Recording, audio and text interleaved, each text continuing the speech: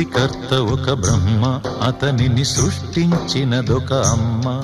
ఆ అమ్మకి తెలియని చిత్రాలు ఎన్నో, ఈ సృష్టిని స్తంభింపచేసే తంత్రాలు ఎన్నో. సృష్టికర్త ఒక బ్రహ్మ, అతనిని సృష్టించినదొక అమ్మ.